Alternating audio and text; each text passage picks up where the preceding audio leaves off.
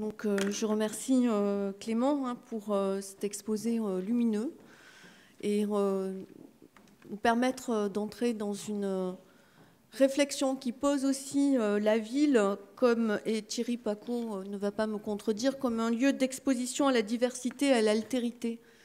Et je pense que cette exposition à la diversité et à l'altérité, il faut la réinterroger, puisque souvent on voit des pratiques et des usages de la vie qui sont très cloisonnés, très différenciés. Vous nous l'avez très bien expliqué pour quelques entrées. Et s'il s'agit d'augmenter les ressources spatiales des individus, puisque ce sont ces ressources spatiales aussi qui marquent leur trajectoire dans la vie, leur possibilité d'épanouissement citoyen, social, il faut aussi réinterroger toutes ces questions pour savoir comment on peut augmenter le capital spatial. Je reprends un terme de Michel Luceau, de chaque enfant.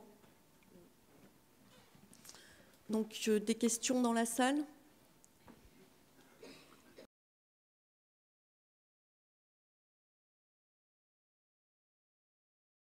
C'est une excellente question. Évidemment, l'automobile est à domestiquer. Et là, on en est loin. Toutes les études, surtout britanniques, parce qu'il se trouve que c'est là où il y a eu des comptabilités qui ont été faites, sur le parcours de l'enfant de sa maison à l'école, comme disait Clément, c'est essentiel, évidemment. Et ce parcours était à pied à 80% en 1970. Et en 2010, c'était inversé, c'est-à-dire à 85% était en voiture, y compris quand on habitait à 300 mètres de l'école. Et donc j'avais écrit un petit texte qui n'a pas été publié du reste, enfin qui a été retoqué, où j'expliquais que le rêve des parents, c'était de déposer depuis leur 4x4 au 3e étage de la classe leur enfant devant leur table. Bon. Donc il faut effectivement déjà empêcher ça. Et j'ai trouvé la première, une des premières, il y en a peut-être d'autres, je ne suis pas historien, une des premières réglementations qui empêchait les voitures d'arriver devant l'école et donc de fermer la rue aux voitures un quart d'heure avant et un quart d'heure après, en 1914 à Harlem. Donc c'est pour vous dire que c'est un combat qui... C'est pour ça que je suis toujours dans une approche rétroprospective, je précise, parce qu'on redécouvre des choses. Mais ce qui est intéressant, c'est de voir qu'à un moment donné, l'automobile était reine, évidemment. Donc c'était indispensable. Et je pense que répondre à votre question nécessite de revenir à ce que j'ai appelé la chronobiologie, c'est-à-dire le rythme des villes. Et donc, comme vous le savez, moi j'ai lancé ça avec la notion de quotidien urbain en 2000. Il y avait eu 2 rapports, j'avais du reste était un peu à l'origine d'un des rapports qui avait été fait par Claude Barthelone, à l'époque ministre des Villes. On l'avait emmené voir les bureaux des temps à Brême en Allemagne et puis à Florence et à Milan en Italie.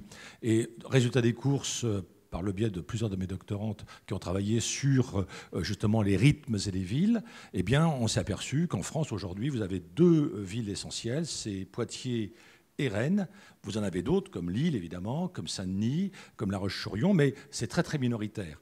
Et le travail est le suivant, c'est comment essayer de concilier les temps sociaux au temps des individus. Et si une mère de famille, je dis une mère parce que c'est majoritairement elle qui est chauffeur de taxi, elle a 2 enfants dans 2 écoles différentes à 8h30, à la même heure, évidemment, elle doit anticiper les bouchons, etc. Et donc, elle prend sa bagnole. Et puis, elle fonce dans le tas, quoi. Oui, bien sûr. Et alors, donc c'est excessivement difficile d'imaginer autre chose si on ne modifie pas les rythmes de toute la ville. Et ça, c'est pas compliqué. Ça s'appelle le bien-être. Mais donc, on est dans une société à la fois de culpabilité et à la fois de masochisme.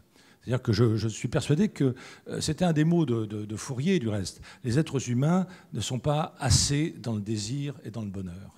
On a peur du bonheur. Donc on se contraint à un certain nombre de choses. Et une autre phrase de Fourier, Charles Fourier, la contrainte est l'entrave à l'affection.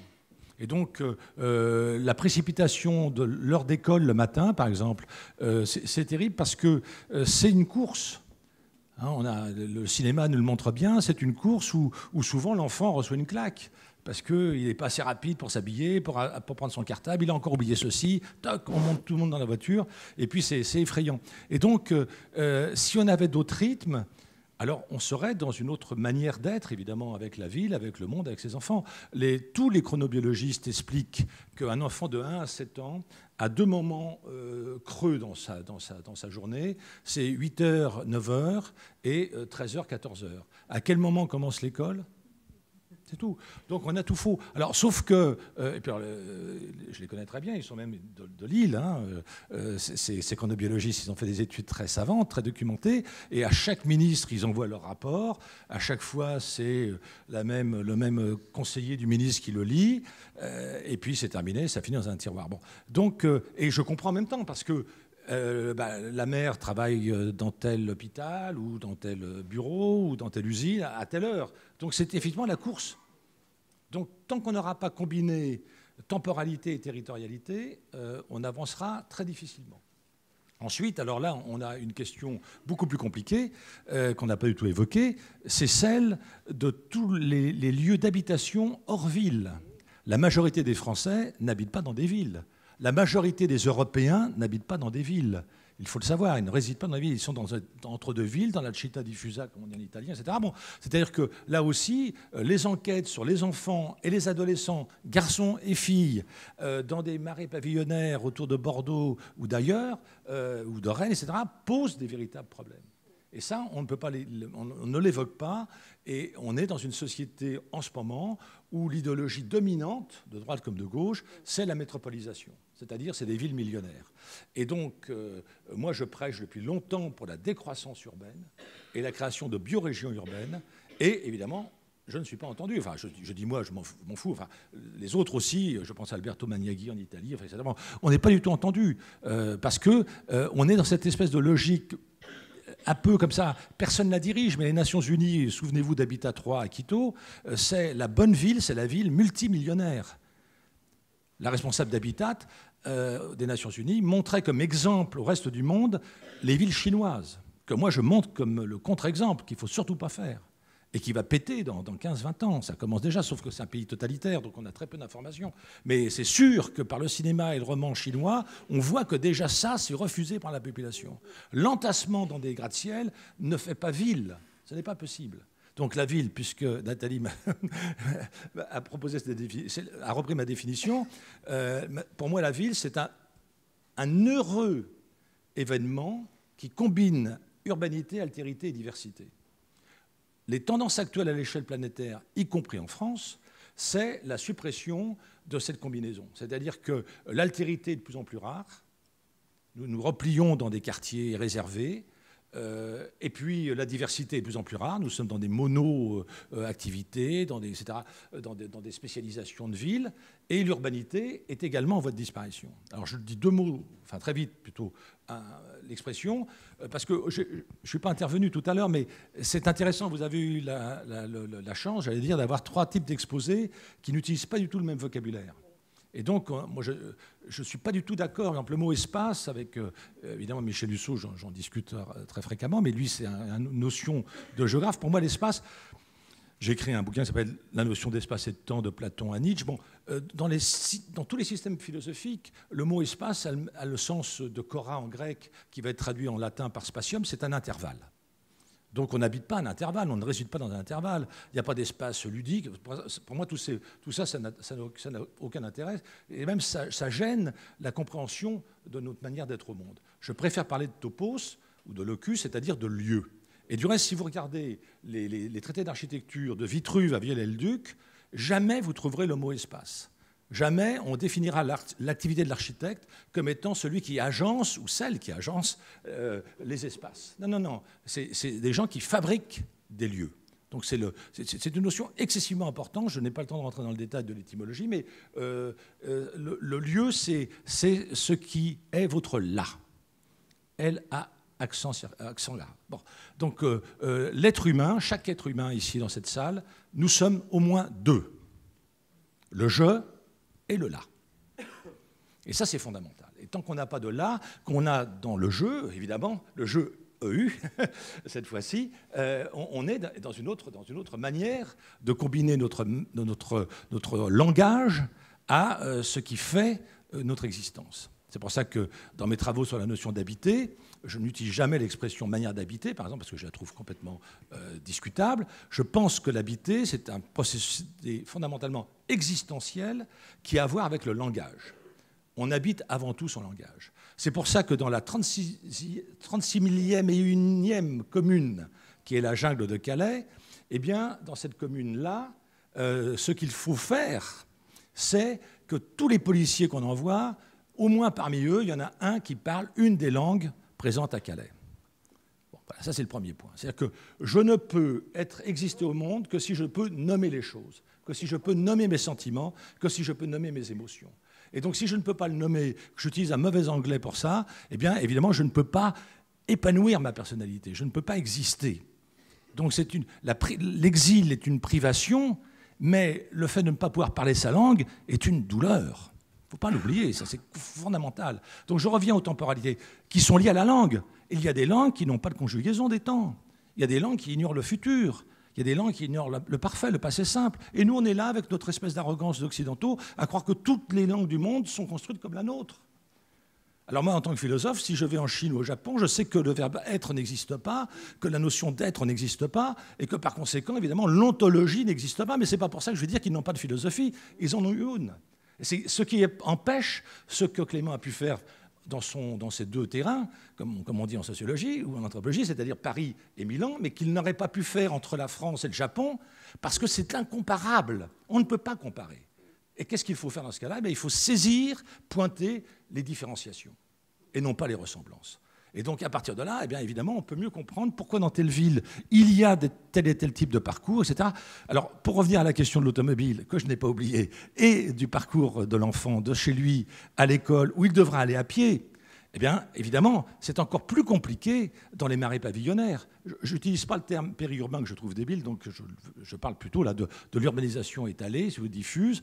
Alors là, qu'est-ce qu'il faut faire ? Là, on a plein d'exemples. On a des exemples qui s'appellent la Cité-Jardin, on a des exemples qui s'appellent Radburn, par exemple aux États-Unis, qui a été conçu par Clemence Stein, et puis Henry Wright, qui n'est pas Frank Lloyd Wright, hein, Henry Wright, et puis un historien, philosophe admirable qui s'appelle Lewis Mumford, qui lui est un des premiers dans ses textes à parler de l'enfant dans la ville, évidemment.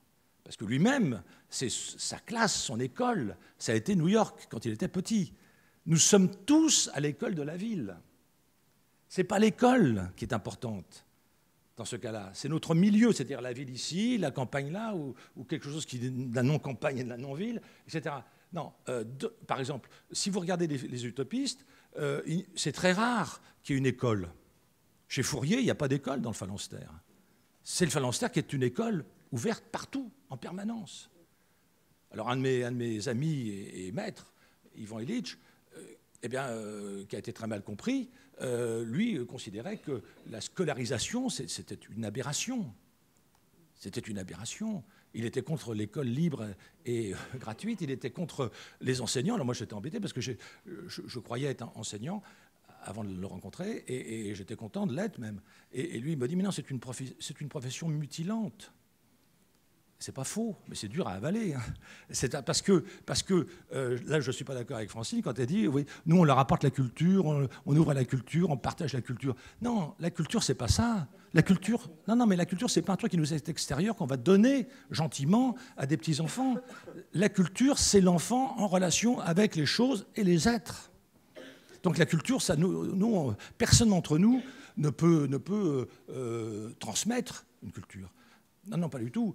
Tout ce qu'on peut faire, c'est éveiller à la culture, ce qui est tout à fait notre démarche. Et donc, en allant de chez soi à l'école, c'est déjà de l'école, au sens grec de skolé, qui signifie le temps pour rien d'autre que la connaissance de soi et d'autrui, qui a donné Schule, qui a donné school, qui a donné école, et qui manque de bol à donner l'inverse, c'est-à-dire à donner un lieu où on va distribuer, donner une culture on va vérifier si la transmission a bien été faite par des devoirs, par des notations, etc.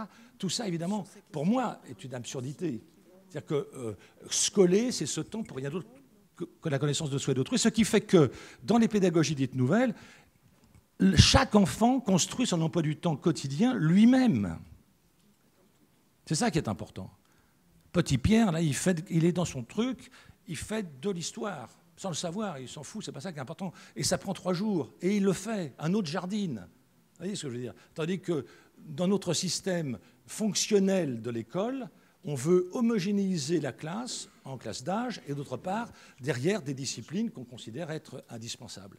Si vous regardez les utopies, j'ai beaucoup écrit sur les utopies, j'ai regardé entre guillemets, leur réflexion sur l'éducation, eh bien, vous n'avez plus de discipline scolaire. Les 2 que j'ai repérés, c'est la plupart d'entre eux, c'est le jardinage et l'enquête. Alors évidemment, ça veut dire des classes de ville, et puis ça veut dire que chaque école adopte un jardin. Alors là, on voit que ça ne marche pas. Voilà, là, vous nous ramenez à Michel Husseau, qui nous a dit que la plus grande erreur du moment, c'était l'enseignement des disciplines. Eh ben je suis très content de voir qu'il me lit un peu, alors. Évidemment, c'est un point très important que je n'ai pas abordé, mais on voit bien qu'il y a, encore une fois, beaucoup de travaux sur les transformations des usages de la ville par les enfants, que la question de l'automobile est centrale. Alors non seulement parce que l'automobile peut constituer un danger pour les piétons, notamment pour les petits piétons, mais aussi parce que ça prend de la place, en fait. Ça réduit l'espace de jeu de manière assez drastique. Donc voilà, j'en reste là et je laisse Francine compléter. Voilà. Je veux dire quand même que je ne suis pas élue, mais je pense quand même que les voitures, elles ont des gens qui les conduisent, et que l'exemple que tu as cité d'ailleurs, des parents qui habitent à 300 mètres ou qui habitent à 500 mètres et qui n'ont pas toujours 2 enfants dans 2 écoles différentes, ils pourraient très bien aller à l'école à pied avec leur enfant. Et comme ça serait sécurisé, ils n'iraient pas en bagnole. Donc je suis désolée, la pratique de la voiture quand même, c'est aussi la pratique de la majorité des gens. Voilà, je voulais juste dire ça, et qu'il y a des choses qui peuvent changer dans les pratiques de la ville de par les pratiques des habitants. Et dans les campagnes, il y a de plus en plus maintenant d'initiatives où il y a du covoiturage qui se fait, c'est plus compliqué, mais genre, mince, comment ça s'appelle le truc de voiture là où on... Blablacar, donc dans ce genre-là, qui a été mis en place, y compris pour aller travailler, ou y compris pour amener les enfants, ça coûte trop cher pour avoir un bus qui va partout, sinon les enfants se lèvent à 5 h du matin pour pouvoir prendre le bus et arriver à l'école quand on va partout. Donc il y a des choses qui peuvent, comme vous le disiez monsieur, changer, et qu'effectivement les collectivités peuvent prendre un certain nombre de moyens, mais il y a des choses qui peuvent changer de par l'initiative des pratiques des habitants. Je veux juste ajouter un point là-dessus, parce que je ne suis pas tout à fait d'accord. Je crois que l'urbanisme que j'attaque tant construit la ville pour l'automobile. Donc moi je le constate, je ne conduis pas, donc je suis piéton et cycliste, et je constate partout que l'emplacement du passage protégé, passage clouté, dessert, oblige le piéton à des détours, alors que par contre la bagnole s'avance au maximum partout. Donc ce n'est pas simplement une action de chaque automobiliste, c'est une transformation totale de l'organisation territoriale, étatique et municipale et régionale, etc., par rapport à l'automobile. Les enfants ont des cours de sécurité routière et de code de la route, ils n'ont pas de cours de code de la rue qu'il faudrait inventer, comme ils l'ont fait à Bruxelles une fois, et ça c'est excellent. Bon. Et donc ça veut dire que tout d'un coup, la hiérarchisation des modalités de circulation sont transformées. Et pour ça, il faut donc que sans cesse, on valorise la marche, on valorise peut-être le pédobus, enfin toutes ces choses-là qui sont tout à fait intéressantes. Mais pour ça, évidemment, vous imaginez que l'incroyable puissance du lobby pétrolier, du lobby automobile, c'est considérable. C'est considérable. J'étais à une soutenance de thèse à Lausanne d'un gars très sympa qui faisait toute sa thèse sur la réduction de la place de l'automobile dans la voiture. Et pas une seule fois il a parlé du lobby. Et je lui dis, mais c'est sympa votre truc, mais ça ne marchera pas parce que la Chine et l'Inde, aujourd'hui, viennent de lancer les plus grands programmes autoroutiers de toute l'histoire de l'humanité. Ils veulent passer d'un parc automobile de 20 millions de bagnoles à 300 millions alors qu'ils n'ont même pas de pétrole sur leur terrain. Non, c'est pour vous dire que le rapport à l'automobile, c'est pas un truc. Excuse-moi, c'est pas simplement. Ah bah si chacun était sympa. Non, c'est pas une question de sympa. Je pense que c'est les deux. C'est conçu pour ça. Et Clément l'a dit. Il y a des parkings partout. Il faut supprimer les places de parking. Il faut faire parking day tous les jours. Je pense qu'on ne peut pas toujours attendre tout d'en haut, des pouvoirs publics, etc. Je pense que c'est les deux. Et effectivement, il y a des contradictions, qu'on a tous d'ailleurs. Je pense que tu en as toi aussi. Voilà. Et hier, d'ailleurs, ça a été évoqué. On aspire chacun, chacune, et majoritairement, les gens aspirent à des espaces de liberté et en même temps, on aspire à de la sécurité. Donc, ce sont ces contradictions-là. Je ne dis pas que c'est que les gens qui doivent changer leur pratique, je dis que c'est les deux. C'est pas si simple, voilà. C'est pas simplement un aménagement différent qui fait que les pratiques seront différentes. Et on peut, dans des espaces contraints, avoir des pratiques, heureusement d'ailleurs. On peut prendre des exemples, ça va être un peu court, mais des exemples où il y a des espaces qui sont aménagés comme ci, comme ça, avec une allée qui est comme ça, et puis il y a bien des chemins de traverse qui se tracent. Donc c'est une image et on n'a pas le temps pour approfondir ça. Donc je pense que les formes conditionnent des pratiques, mais je pense aussi qu'il peut y avoir des initiatives qui peuvent à un moment donné s'approprier et transformer les formes en question. Alors, il y a un autre point sur lequel c'est intéressant, parce que c'est pour ça, cette conversation... Non, parce qu'il a dit qu'il n'était pas d'accord avec le fait que Arc en rêve, et moi en particulier, je parle de donner la culture. Je veux juste rectifier, je n'ai pas du tout dit ça. Ici, c'est ce qui a été compris. Je me suis fort mal exprimée, parce que c'est tout à fait l'inverse de ce que nous faisons et de ce que nous pensons et de ce que sont nos convictions. Donc, justement, quand je parle d'apprendre, ce n'est pas nous qui sommes les apprenants. C'est créer des situations d'expérience qui fait que de façon naturelle, chacun peut apprendre de l'autre. Et quand tu parles de la question du langage, du coup, ça me permet quand même de dire là d'où je viens, puisque moi, bon, j'ai quand même eu une autre histoire professionnelle avant et j'ai travaillé avec des enfants autistes et psychotiques. Et j'ai bien, justement, travaillé dans l'esprit que plutôt que de se dire que ce qui manque à ces enfants-là pour communiquer avec nous, il faut se demander, mais qu'est-ce qui me manque à moi pour entrer en communication avec eux? Et donc, ça veut dire prendre langue avec l'autre. Et donc, je suis pétrie, et c'est aussi ce qui, a instruit le projet d'Arc en rêve et notre pratique, c'est justement pratique pédagogique comme celle de Deligny, etc., où effectivement on n'est pas dans le top-down, mais dans le bottom-up. Alors ça m'embête d'employer ces mots complètement à la mode, mais c'est pour dire que là, je ne me reconnais pas du tout dans ce que tu as dit, que effectivement je ne suis pas d'accord, on n'a pas à dispenser de la culture. On n'a pas à dire ce qu'on doit voir. Moi, je suis contre, tout à fait, dans des pratiques de sensibilisation à l'architecture, où on fait des visites et on dit ce qu'il faut voir. Voilà. Donc, je ne me suis pas reconnue là-dedans. C'est pour ça. Je ne parlais pas d'Arc en rêve du tout. Oui, mais je voulais quand même rectifier. Non, je parlais de ceux qui considèrent que la culture, on a même un ministre de la Culture, ce que je trouve d'une bêtise inouïe, la culture, ce n'est pas quelque chose qui existe en soi, qu'on va pouvoir acquérir comme ça, et j'en ai un petit bout, j'ai un diplôme de ceci. Non, je dis que la culture, c'est quelque chose qui est spontané, qui est au point de départ de notre relation entre nous, humains, et entre les humains et le monde vivant. Donc c'est tout à fait autre chose. Et donc c'est une approche anthropologique de la culture. Hein. Il y en a plein de définitions de la culture. D'autres questions dans la salle ?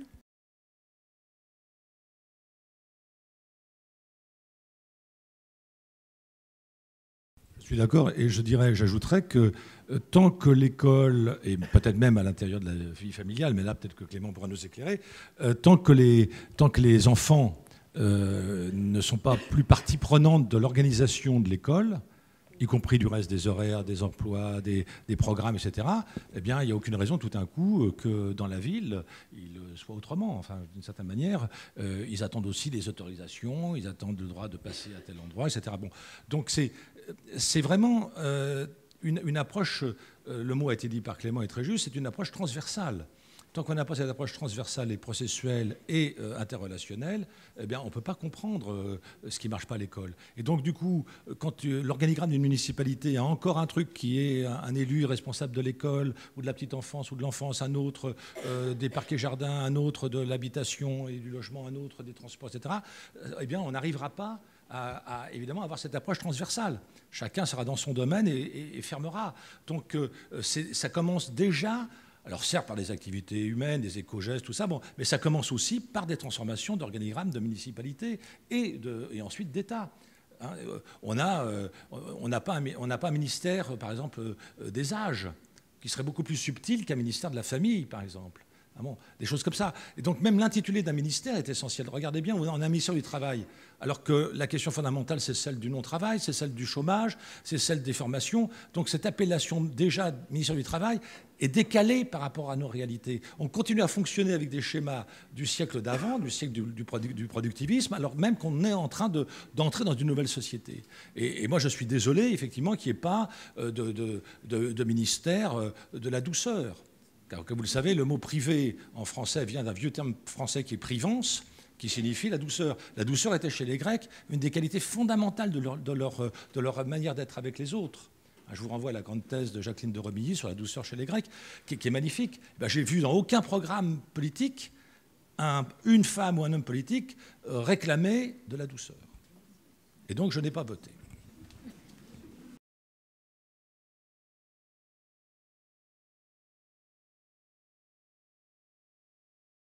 Ce qui est intéressant dans ce qui vient d'être dit, entre autres choses, c'est l'exemple de Brest. C'est aussi pour dire, parce qu'on n'en a pas parlé du tout depuis, c'est qu'il y a partout, pas seulement en France, partout des tentatives, des expérimentations tout à fait intéressantes. Il ne faudrait pas sortir d'ici avec un tableau tout noirci, tout va mal, l'école n'est pas bien. Je pense que les grandes tendances sont malheureusement très lourdes, mais j'observe quand même un peu partout dans le monde. Et pour aujourd'hui, j'avais regardé évidemment où il y avait des bons exemples, entre guillemets. Bon, je pense à Seattle, je pense bien sûr à Toronto, c'est là où se passe le plus de choses intéressantes sur les enfants dans la ville. Et puis en France, évidemment, il y a Lyon, il y a Rennes, il y a Lille, enfin, il y a énormément d'endroits. Et puis il y a des tentatives nationales comme le truc que je préside qui s'appelle le Rue aux enfants, qui est donc le résultat de 4 associations, Vivacité, Café Zoïde, la Fédération nationale des conseils municipaux pour enfants et adolescents, plus l'association La Rue de l'Avenir. Bon, parce qu'on part du principe que la rue a un avenir. Mais maintenant, je me pose la question, parce que, ne l'oublions pas, le produit immobilier le plus important à l'échelle mondiale, c'est la gated community. C'est-à-dire, c'est l'enclave résidentielle sécurisée, où l'espace public est privatisé. Et donc, j'ai été invité l'autre jour par un collectif de Marseillais qui s'opposait une fois de plus à une privatisation d'une rue à Marseille achetée par les copropriétaires. Bon, et tout ça, nous, on croit que c'est américain. Pas du tout. Ça existe chez nous. Et donc, tout d'un coup, la rue, qui était ce truc de la gratuité et du partage, est quelque chose dorénavant qui est confisqué, de plus en plus, avec ce personnage indésirable qui est le pauvre, qui est le SDF. Donc, alors lui, c'est encore un autre sujet, et il y a même des enfants dorénavant SDF, avec leur mère. On retrouve ce débat de façon permanente et ce regard porté sur la jeunesse qu'on tente d'identifier. Et puis, à cette grille de lecture générationnelle, il faut aussi ajouter une autre grille de lecture en termes de différences sociales. Donc c'est aussi parce qu'ils ne participent pas tous de la même classe sociale, peut-être, qu'ils se regardent avec défiance et méfiance. Et on rejoint les travaux de Clément qui nous disait que tous les adolescents ne traînaient pas dans la rue, en fait. Et donc c'est le regard sur la différence sociale aussi. Et c'est cette exposition à la diversité, à l'altérité que l'on doit retravailler. Parce que c'est aussi la question de la mixité sociale, qui n'est pas toujours prise en charge correctement, ou on va dire qu'elle est prise en charge diversement, qu'on tente de la prendre en charge. Mais même dans les établissements scolaires où il existe une certaine mixité sociale, tous les enfants ne font pas les mêmes trajets, ne passent pas par les mêmes rues pour se rendre dans le même établissement. Et quand ils en sortent, ils ne partagent pas la rue de la même façon. Et c'est très rare quand cette mixité sociale qui peut exister même jusque dans les classes, elle se poursuit en dehors de la classe. Et on dit toujours, en géographie, on parle beaucoup de habiter, mais aussi de cohabiter. Et même quand on cohabite entre personnes d'origine sociale, culturelle, différentes, au sein d'un même quartier, on cohabite, on se côtoie sans se mélanger. Et on vous parlera peut-être cet après-midi dans l'atelier de prospective de Oisem, par exemple, ou de l'Île-Moulin, puisqu'on a travaillé sur ces quartiers. Il y a beaucoup de choses à dire sur cette cohabitation. On parle des enfants, donc déjà, il faudrait réfléchir à nouveau sur enfants. J'en ai dit un mot au tout début, enfants, relation avec ses parents, relation avec les adultes en général, nouvelles technologies, qui sont aussi des manières de modifier ses propres temporalités, ses propres rythmes. Il y a beaucoup d'enfants qui sont addicts à des écrans et qui n'ont plus cette disponibilité à la rêverie et à des choses qui, pour Bachelor, sont essentielles. Et puis on a parlé de la ville, mais la ville, ville éducatrice, il faut bien savoir que la ville a changé depuis quelques décennies. Et donc, moi, aux arguments de ceux qui, à la suite d'Henri Lefebvre, parlent très justement du droit à la ville, maintenant j'ajoute une nouvelle dimension qui est celle du devoir de ville. Parce que ça veut dire qu'on n'accepte plus avoir des regroupements urbains qui ne fassent pas ville. Ce qui est aujourd'hui à l'échelle planétaire fondamental. Je dis toujours planétaire parce qu'on ne peut pas comprendre les évolutions de Lille ou de Brest simplement en faisant une monographie sur Brest ou sur Lille. Aujourd'hui, on est dans une mondialisation des territoires avec cette caractéristique tout à fait nouvelle de la précarisation des territoires après la précarisation des emplois. Donc il ne faut pas croire que le territoire existe en tant que tel. Il résulte toujours de quelque chose. Il résulte. Le territoire est un résultat, ce n'est pas une délimitation administrative. Et donc c'est pour ça que là, j'ai vu ce très beau logo des Hauts-de-France, mais les 13 régions de France, personnellement, pour moi, ne sont pas des régions. C'est 13 entités administrativo-politiques, nées d'une certaine décentralisation qui demeure encore excessivement puissante. Donc inventer des nouveaux territoires de nos existences, ça signifie vraisemblablement modifier toutes ces cartographies-là.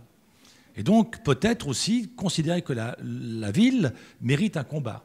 Parce que la ville, entendue, comme je le disais tout à l'heure, est incroyablement combattue partout, avec une violence inouïe. Ce n'est pas par hasard si on a inventé, au milieu des années 90, la notion d'urbicide. Effectivement, nous sommes dans des sociétés qui sont prêtes à détruire des villes et à créer des non-villes qu'on appelle pudiquement des villes privées, privatisées ou disneylisées. J'étais une soutenance de thèse, on apprend beaucoup avec les étudiants, une soutenance de thèse sur la Californie du Sud, où dorénavant le nouveau concept du centre commercial n'est plus un centre commercial à l'écart de la ville, c'est l'achat de tout un quartier entier qu'on restructure et réorganise en en faisant un lieu de shopping. Et ça, c'est la fin, non pas des haricots, mais c'est la fin de la ville. Donc la ville va mal. Alors, on veut bien, rencontre nationale des villes éducatrices, alors si la ville va mal, que l'éducation n'est pas top, vous voyez, on a énormément de boulot.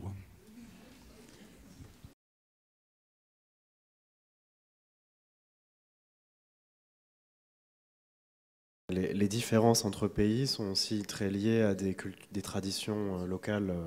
Il y a toujours eu des écarts importants dans la mobilité des enfants, notamment en Scandinavie, beaucoup plus importante en Allemagne que dans... Non, mais de manière générale, la mobilité autonome des enfants a diminué dans toute l'Europe. C'est vrai dans tous les pays, mais il y a des différences nationales élevées qui se maintiennent dans le temps, en fait.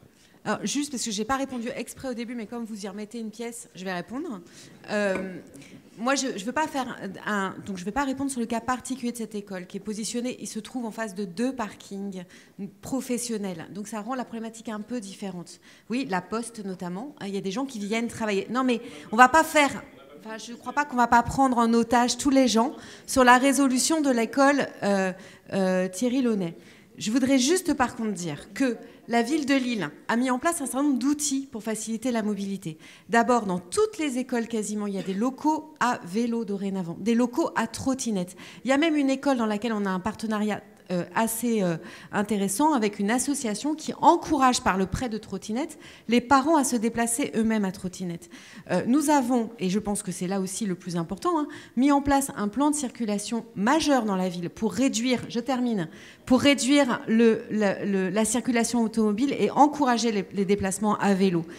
Nous encourageons également les associations de parents d'élèves et nous les aidons à mettre en place des pédibus. Voilà. Mais la meilleure manière de se déplacer et de laisser nos enfants se déplacer à pied, c'est encore qu'ils soient scolarisés dans l'école de secteur. Donc je le dis fortement à tout le monde, c'est quand même majeur. C'est-à-dire quand on se déplace à une école qui est maximum à 10 minutes à pied de chez soi, parce qu'on est dans l'école de secteur, eh bien ça permet d'y aller à pied, d'y aller à trottinette, d'y aller à vélo, que ces déplacements soient cool et doux. Voilà, c'est encore la meilleure des choses. Donc c'est pour ça que l'outil principal qu'on met en place sur la mobilité, paradoxalement, eh bien c'est une orientation très forte de la scolarisation en fonction de l'adresse. Voilà, je le dis fortement, mais parce que je pense que c'est un point important. Ce qui n'empêche pas après de réfléchir sur des solutions un peu innovantes comme celles que vous proposez, mais on ne peut pas faire comme si la ville de Lille n'avait absolument pas de réflexion ni d'action sur les mobilités douces des enfants. Au contraire, ça fait 2 ans que se développent des plans majeurs et forts. Juste ajouter un point à ce que vous dites. Pour mon expo, j'ai fait faire un film où on avait posé la caméra sur une tête, avec son accord évidemment, celui des parents d'une petite fille de 5 ans, depuis chez elle jusqu'à l'école. Et donc là, on s'est aperçu qu'il fallait aussi embellir le rez-de-chaussée des villes, parce que c'est quand même bien souvent très très angoissant, voire même anxiogène. Et donc c'est pas simplement le tuyau d'échappement que les enfants prennent en pleine poire, mais c'est aussi une approche sensible de la ville. Donc les couleurs, les éclairages, la végétalisation, tout ça est passionnant évidemment. Et je pense qu'on peut assez facilement agir à tous ces niveaux-là. On peut adopter un arbre, on peut modifier quartier par quartier les coloris, etc. Tout ça nécessite évidemment une prise de position collective, bien sûr.